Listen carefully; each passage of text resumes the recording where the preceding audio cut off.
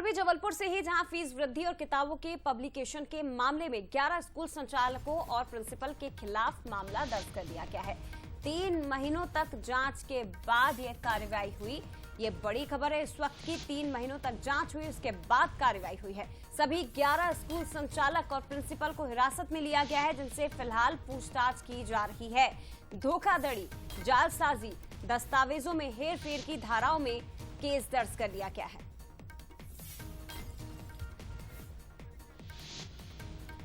तो ये बड़ी खबर है इस वक्त की। और एक बार फिर से आपको बता दें कि मध्य प्रदेश में डॉक्टर मोहन यादव मुख्यमंत्री, जिन्होंने पिछले दिनों ही एक आदेश दिया था ताकि परेशानी ना हो, ना ही स्कूल में पढ़ने वाले बच्चों को और ना ही अभिभावकों को, क्योंकि लगातार जिस तरह से हर साल फीस में वृद्धि की जाती है, दूसरी तरफ किताबें या ड्रेस यूनिफॉर्म एक नियत स्थान से, जो कि स्कूल से अटैच हो, वहां से खरीदने के लिए अभिभावकों पर दबाव बनाया जाता है, उन्हें परेशान किया जाता है। ऐसे में जबलपुर से ये जो खबर निकल कर आई है, ये बड़ी खबर है। 11 स्कूल संचालकों और प्रिंसिपल के खिलाफ मामला दर्ज हुआ है। जबलपुर की यह खबर मध्य प्रदेश के बाकी स्कूल संचालकों के लिए एक नजीर भी है, एक सबक भी है कि अगर वो भी इस दिशा में सोच रहे हैं तो इस विचार को त्याग दें।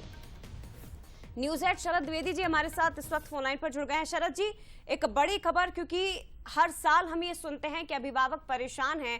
फीस वृद्धि को लेकर भी कई बार प्रदर्शन हमने देखे, सरकार को लिखित में शिकायतें भी कई बार की गई, लेकिन मोहन सरकार का ये फैसला बेहद सराहनीय है और उसका जो असर है वो दिखाई भी देने लगा है। देखिए, ये मध्य प्रदेश में हुई सबसे बड़ी कार्रवाई के तौर पर इसको आप देख सकते हैं, बल्कि देश में भी अपनी तरह की ये कार्रवाई, इस तरह का एक्शन मुझे लगता है कि चुनिंदा मौकों पर ही लिया गया है। और इसमें निश्चित तौर पर मुख्यमंत्री डॉक्टर मोहन यादव की मंशा बहुत महत्वपूर्ण है, जो इसको लेकर बहुत ही सख्त हैं, बहुत ही स्टर्न एक्शन के लिए उन्होंने फ्री हैंड दिया है ब्यूरोक्रेसी को, कि आप जहां भी इस तरह के मामले सामने आते हैं, स्कूलों में, निजी स्कूलों में स्पेशली, जहां पर कई बार मनमानी फीस, और आप इसको देखेंगे अगर गौर से तो ये पूरा एक गठबंधन है। ये गठबंधन शुरू होता है बच्चों पर दबाव डालने से, उनकी महत्वाकांक्षाओं को जगाने से कि हमारे स्कूल में आने के बाद आपका नीट में सिलेक्शन तय है, आपका मेडिकल में सिलेक्शन तय है, आप देश के लीडिंग कॉलेजेस में जा सकते हैं। यानी अब शिक्षा एक व्यापार तो है, इससे बिल्कुल इनकार नहीं है, लेकिन व्यापार के भी नियम होते हैं। व्यापार भी ईमानदारी से किया जाता है, व्यापार भी कमिटमेंट से किया जाता है। लेकिन शिक्षा के क्षेत्र में हम देख रहे हैं कि अब ना कोई नियम है, न मूल्य है, न प्रतिबद्धताएं हैं। कोटा जैसे फैक्ट्री जो है नीट और जेईई और मेडिकल के लिए, वहां हम देख रहे हैं कि Kota is becoming a suicide hub.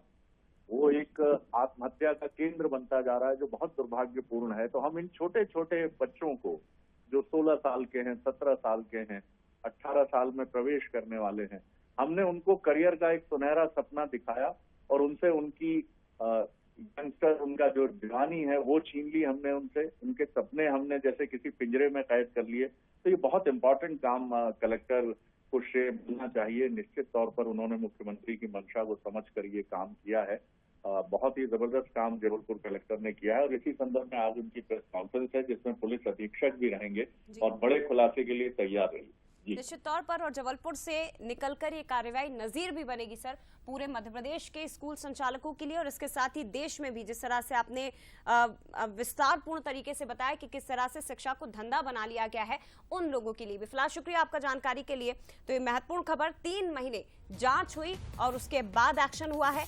ज्ञान Ganga School, Christ Church Boys School, Stamfield International School, Little Ward School, Chaitanya School, Saint Aloysius School, Saint Aloysius Ghamapur और सेंट एलोसियस सदर, क्राइस्ट चर्च घमापुर, ये वो स्कूल्स हैं जिन पर एक्शन हुआ है, जिनके संचालकों के खिलाफ और प्रिंसिपल के खिलाफ मामला दर्ज हुआ है।